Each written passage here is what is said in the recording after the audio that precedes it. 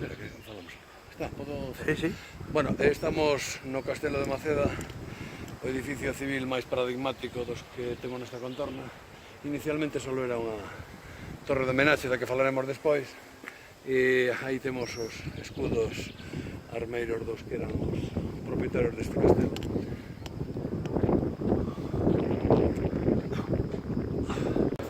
Vou empezar xa. Bueno, estamos no Val do Medo, esta é a depresión tectónica de Maceda, así lle chaman os xeólogos. Os xeógrafos clásicos como Tero Pedrallo chamabanlle Limia Alta, os xeógrafos actuais prefiren chamarlle Alto Arnoia, e que había un lago profundo do Cuaternario, todo o que o Val do Medo era un lago profundo do Cuaternario, polo tanto, os primeiros asentamentos que houbo estarían nas alturas, por exemplo, a altura do coxe Castro do Escuadro. Aquí non había absolutamente nada nesa época. Dese lago profundo nos quedan tres ríos, que son os que surcan o Val do Medo, que son o río Tioira, o río Maceda e o río Arnoia. Temos a Serra de San Mamede, que, bueno, ahora neste momento está media tapada por unha nube, que ten 1620 metros de altura, é a nosa icona referencial. Nos chamamos o xigante dormido, porque parece que está un xigante tumbado aí. Hai evidencias de glaciacionismo nesta contorna. Mais adiante podemos ir camiñando por o paso de ronda do castelo de Maceda. Vamos ver os altos do Rodicio, que están a 1323 metros de altura. Todo o que é o Val do Medo foi unha grandísima explotación mineira na época dos romanos. Dedicáronse precisamente eso, a explotar ouro, grava, estaño e wolframio. Estamos falando de que nesta contorna puido estar traballando entre 5 e 6.000 persoas. Estou falando da época dos romanos, entre 5 e 6.000 persoas na mineiría. Ademais non eran esclavos, eran xente as que se lles pagaba por facer ese traballo. O Alto do Rodicio están hacia ali. É unha zona que está chea de mámoas e de asentamentos castrexos. De feito, este castelo está asentado en riba dun asentamento castrexo. Por aquí pasaba a Vía Nova, a vía que pasaba ia de Braga até Astorga. Articulouse fundamentalmente para as explotacións mineiras e para controlar tamén aos nativos desta contorna. Acháronse o maior número de miliarios de toda Europa nesta zona. Aquí en Maceda, no Val de Maceda, no Val do Medo, está Salientibus, que era unha das mansións romanas máis importantes, como a de Aquis Quercernis, a ese nivel. O que pasa é que o problema é que non se poñen de acordo. Inicialmente pensaron que estaban baños de molgas. Hai estudiosos que quixeron localizarlo en Xinza da Costa, e últimamente estudios como Colmenero sitúano nin máis nin menos que en Asador. Vale, igual. Sigue, cando ves. Estamos rodeando o paso de ronda do Castelo de Maceda. Xa dixemos antes que era o edificio civil máis importante desta contorna. Inicialmente só era unha torre de homenaxe, vamos a ver máis tarde cando baixemos e facamos o recorrido por fora. E era unha tenencia, esta zona era unha tenencia real dos Nóvoas, é un castelo de orixe real.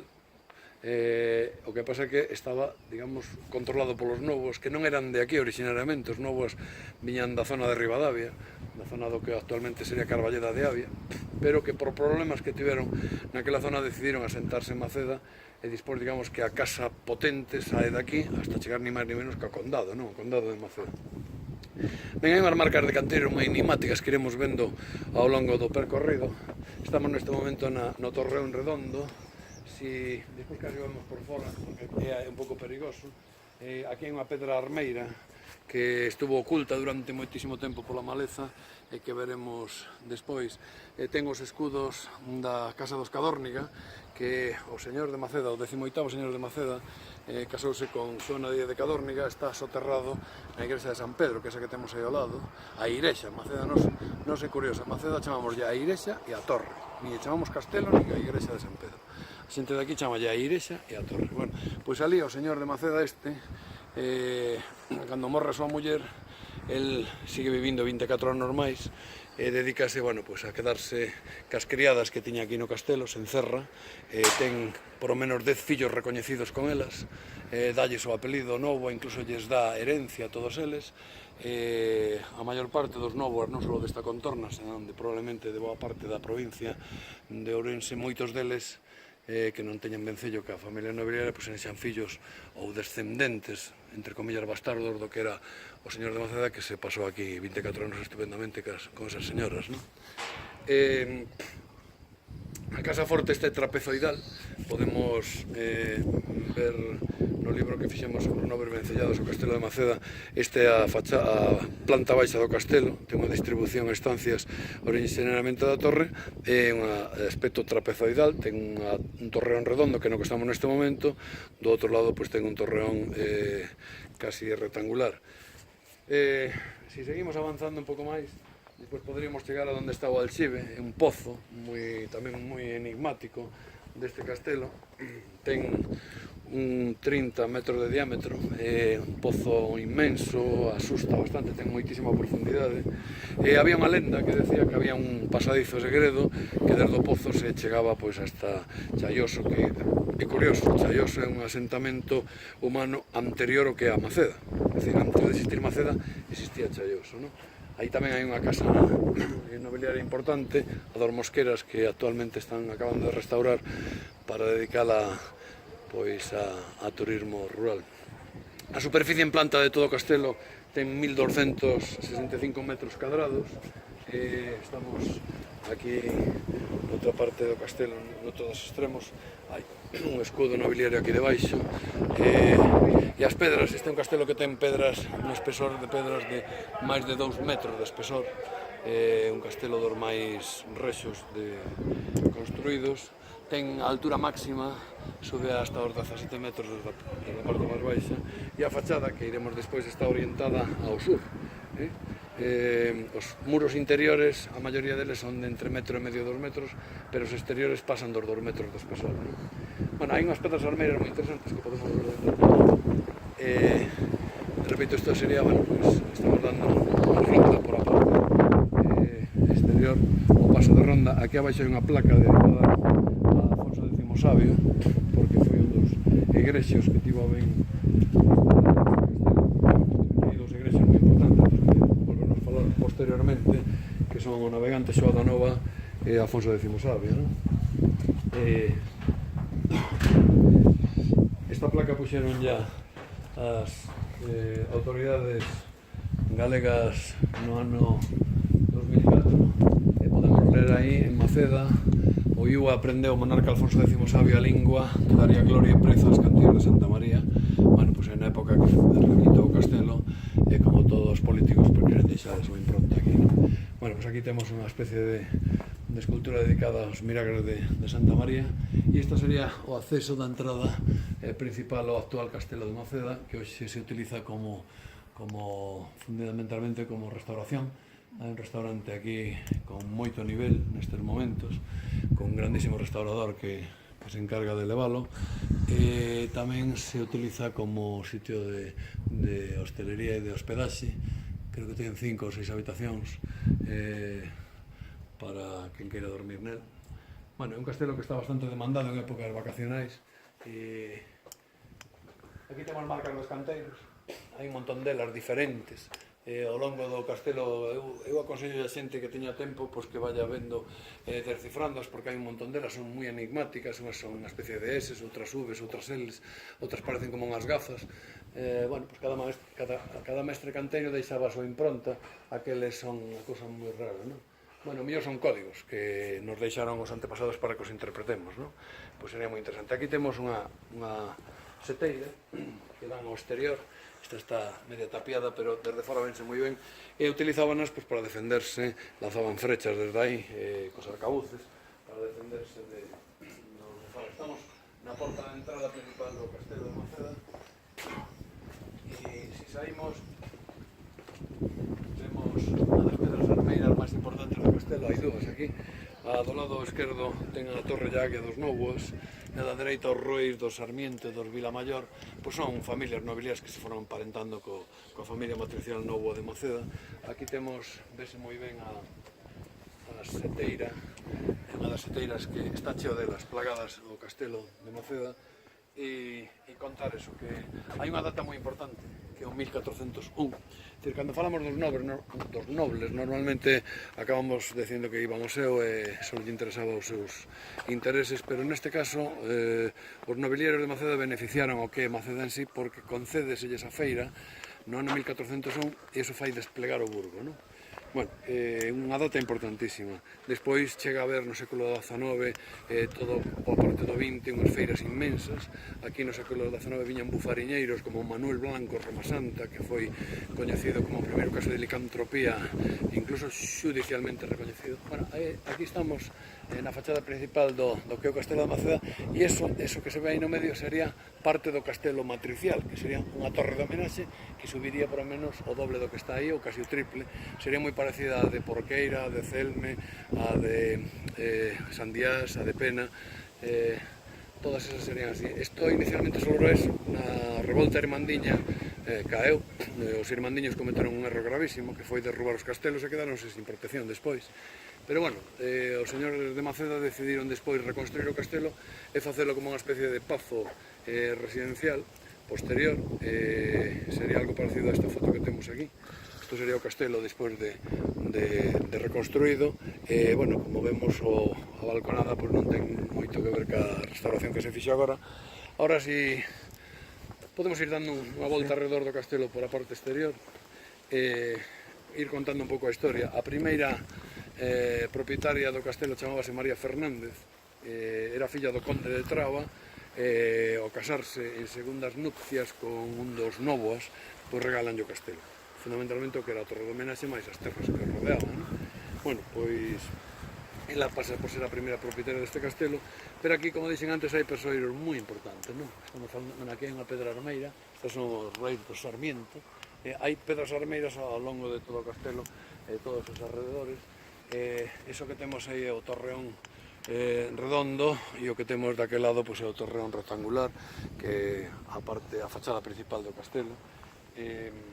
Decir que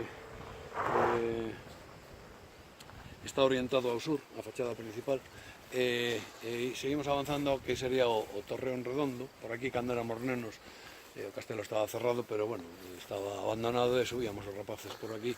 Non estaba tan reconstruído, estaba un pouco máis a mitad das pedras caídas, era un perigo. Non sei como non morreu ninguén, porque éramos uns auténticos intrépidos naquel momento. Cando é un rapaz non ten sentido do perigo, non? Bueno, aquí temos outra vez unha seteira que está no torreón redondo. Se supón que, como se ve, un castelo non parece un castelo defensivo, non? Porque non son demasiado altas, polo tanto, era un castelo que se dedicou a pazo residencial. Dende a revolta irmandiña non hai constancia de litixios ou batallas ou liortas con outros. Bueno, se seguimos avanzando, vemos que aquí arriba, non sei se o sol nos vai permitir velo ben, vemos a pedra armeira da que falaba eu antes, que estivo oculta durante moitísimo tempo e que despois apareceu cando limparon o castelo, que agora volve a estar outra vez chea de líquenes, pois apareceu que, bueno, houve xente que creo que era un gran descubrimento. Esta pedra armeira é a da familia da muller do señor de Moceda, que ten dous lobos, son os Cadórniga, dos lobos de unha barca, non? Bueno, non tiña demasiado mérito, estaba aí. Aquí temos outra seteira importante, as marcas aí temos as marcas distintas dos canteiros, hai un montón delas, son moi enigmáticas, son repito, bonitas. A persoa máis importante, xa falamos delante, é Alfonso X Sabio, o grandísimo rei que se implica co galego. Eu sempre digo o mesmo, Alfonso X Sabio fai inmersión lingüística en galego en Moceda, e a raíz deso, despois levou a corte de Toledo e ali fan hai outro persoeiro importante que se chama Pedro Yáñez de Novoa, que era un señor que gobernou o bispado de Ourense desde o 1290 para adiante, e ese señor aí sí habendo outras pedras armeiras distintas diferentes. O goberno Ourense Peretivo plantoulle no meu convento de San Francisco e tuvo que facer un novo convento máis o que foi despois todo o claustro e o convento de San Francisco. Actualmente a igrexa de San Francisco está no Parque de San Lázaro e arriba pois parte do que é o convento, pois creo que están a punto de acabar a rehabilitación. Foi moi polémica, tuveron un montón de anos pendentes con litixios e aí quedaron. Bueno, outro grandísimo persoeiro vencellado como Maceda é Xoao da Nova, que é un navegante do século XVI que tivo a ben traballar ao servicio da Coroa de Portugal, que descubriu illas Santa Elena, Ascensión, Illa da Trindade, Ceilán. Hai unha illa que se chama Carajos, hai outra que se chama Galega Island e hai outra que leva o nome del, que é Juan de Nova Island. Bueno, aquí temos outra vez outra pedra armeira, aí están os torreóns e os leóns, que os nóvoas fundamentalmente teñen torreóns, leóns e águias. Bueno, pois aí a temos outra vez. E depois hai unha data tamén moi importante que é a creación do morgado de Maceda en 1520, non? Con ese morgado se alicerza a casa de Maceda, que chegará a ter condado moi pronto, non? En 1654 Felipe IV, o rei, concede a Alonso de Lanzós e Novo o condado de Maceda hasta hoxe, non? Seguimos tendo un montón de marcas de canteiros por aquí. Este é o torreón rectangular, pero hai un conde de Maceda que é José Benito de Lanzós e Novo, que está soterrado en Muxía, na escultura da Virxe da Barca, e que foi o propietario da Casa Barón en Pontevedra, que é o actual parador de turismo de Pontevedra, e tamén da Casa de Betanzos. Se un vai a Betanzos, na parte alta de Betanzos, despois do Concello, está a Casa de Lanzós, hai un escudo moi interesante, moi bonito ali. E é o gran reformador do Castelo de Maceda, o que decide dedicalo como unha especie de pazo residencial. Eles só pasaban tempadas aquí. Hai constancia de que o segundo conde de Maceda nace algún dos fillos aquí, pero a maioría deles viñan só as grandes cacerías que montaban e montarías que montaban por aquí. Chegaban a traer cardeais tamén moi importantes da corte de Madrid e montaban as grandes comidotas, estas cousas, non? Hai outro conde de Maceda que se chama Pedro Antonio Nolasco, que é un dos... É curioso, é o primeiro, el chegou a ser alcalde de Madrid, é o primeiro que dicta unha orde antituberculosa en España, o primeiro de todos os que se fixeron en 1746. Foi alcalde de Madrid, vicerrei de Navarra e vivía no que actualmente é o Palacio Thyssen-Bortemisa, onde está a exposición de Thyssen. Ese era o Palacio do Conde de Maceda. Hai unha condesa de Maceda que está en San Domingos de Bonaval, e pois hai outro que se chama Baltasar Pardo de Figueroa, que morreu na batalla de Medina de Río Seco en 1808 loitando contra os franceses, e o seu cuñado, Xosé Camaño Pardo, monta o reximento de infantería Conde de Maceda con máis de 1600 soldados. Bueno, pois, decir que un pouco isto é así unha síntesis moi aquelada do que é o Condado de Maceda, contar que os novos eran persoas con carácter moi forte nun pleito que houve entre o señor de Maceda e o abade de Monte de Ramo por unhas terras disputadas na Real Chancalería de Valladolid. Diante do xuiz, o señor de Maceda dixo: "E eu que título hei mostrar das terras discutidas, máis que habelas herdado de meu pai, e meu pai de meu avó, e meu avó dos nosos antepasados, que as posuíron de común desde que o mundo foi mundo, e vos, e San Bernardo, que era da Franza, e a puta que vos pariu." O da puta que vos pariu está yo dicindo ao abade de Monte de Ramo, e a puta que vos pariu, que tedes que ver con a miña facenda por uns poucos papéis que queredes reivindicarme, non? Bueno, pois esa era un pouco a actitude dos novas, non? Era un pouco a actitude dos novas. Bueno, e rematamos... Ahora. Ben, estamos no patio de armas do Castelo de Maceda. Aquí actualmente utilizase para, de vez en cando, actuacións da coral polifónica, de grupos folclóricos, incluso algún concerto de piano que se ten dado.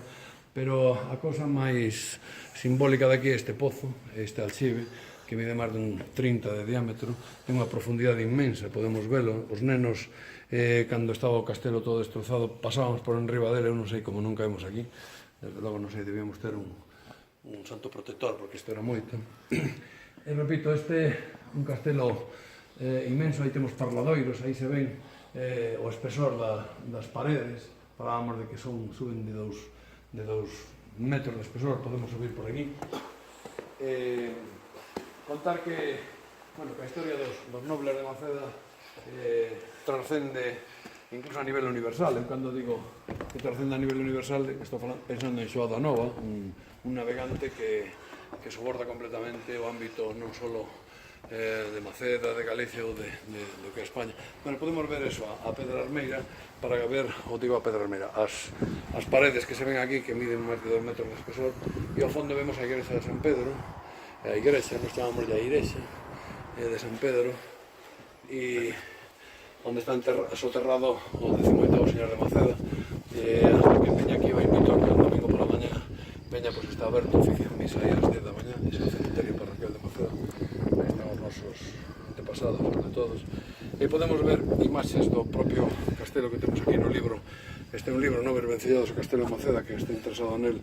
Bueno, pois sintetizas un pouco todo o que ten que ver con este castelo. Aquí temos o que sería antiguamente isto é unha foto de aproximadamente de 1920, de como era a fachada principal. Utilizábase, xa digo, como paso residencial. Os condes de Maceda tiveron un montón de sitios importantes. Isto están Betanzos, o Pazo de Lanzós, a Rúa de Sobrán, isto está ao lado de Vila García de Arousa, tamén foi un pazo dos condes de Maceda. Este Muxía, a Virxe da Barca, onde está enterrado o conde de Maceda. En Madrid hai unha plaza del corregidor conde de Maceda e Taboada, aquí está soterrado, Rúa Condes de Maceda, isto é ni máis ni menos que Muxía. Por lo tanto, estamos falando, isto en Madrid, corregidor conde de Maceda e Taboada, estamos falando de uns nobileros importantísimos. Outra que está no Panteón de Galegos Ilustres, esta é a entrada do parador actual de Pontevedra, este é Xoan Xosé Caamaño de Pardo, que foi o do reximento de Maceda na Guerra de Independencia. Por lo tanto, estamos falando de uns nobileros inmensos que fixeron non só fortuna, senón que conseguiron estar en primeira liña, pues a nivel de xa digo, non só Xoao da Nova, senón a nivel mundial. E nada máis, invitar a que veña a Maceda, que vexa que aquí temos toda unha historia a vindicar e a poñer en valor. Este castelo forma parte da nosa identidade, da de todos nós.